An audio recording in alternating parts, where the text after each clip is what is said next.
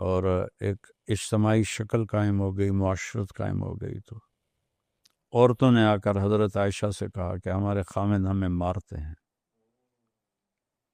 تو حضرت عائشہ نے اللہ کے نبی کو ذکر کیا، آپ کا چہرہ غصے سے لال ہو گیا، اور آپ نے کہا سب لوگوں کو مسجد میں جمع کرو.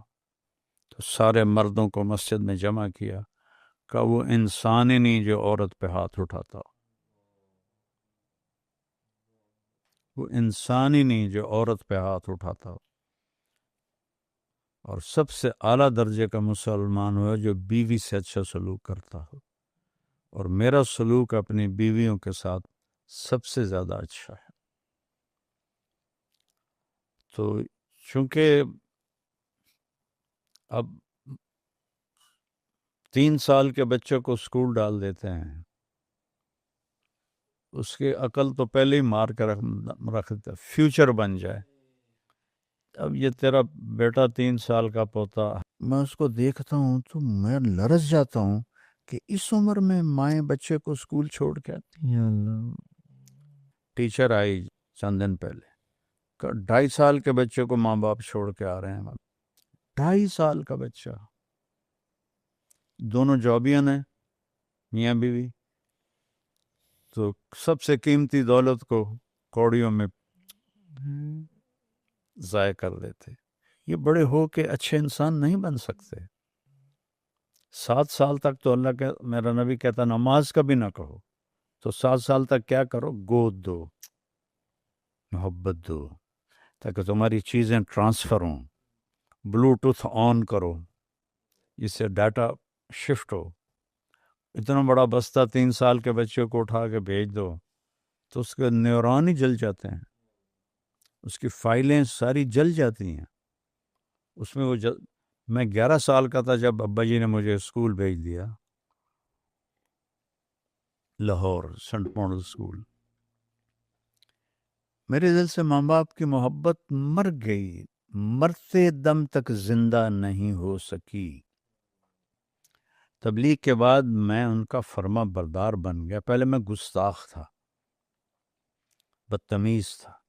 تبلیغ نے مجھے ماں باپ کا مقام سمجھایا. میں نے ان کے سامنے ایک اچھے بیٹے کی زندگی گزاری، لیکن یہاں محبت نہیں جاگ سکی. اور طاہر میاں نے میٹرک تک گھر میں ٹائم گزارا.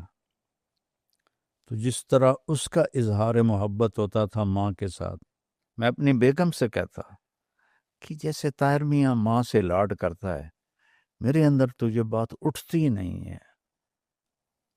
افسوس ہوتا ہے، لیکن میں کیا کروں، میرے اندر پیدا ہی نہیں ہوتی. میں تو 11 سال کا تھا، یہ 3 سال کے بچے کو چھوڑ کے آتے ہیں، تو وہ کہاں اس بیچارے سے اس سے بڑا ظلم کیا ہوگا. پھر ہمارے ادارے جو اتنے بڑے بڑے، انہوں نے، وہ تو کاروباری ادارے ہیں، تعلیمی ادارے تو ہیں نہیں. تو نہ کوئی اللہ کا.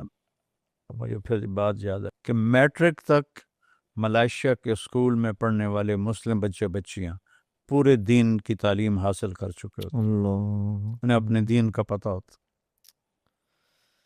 اور میں نے ایک نوجوان سے پوچھا کیا نام ہے، کہنے لگا عمر.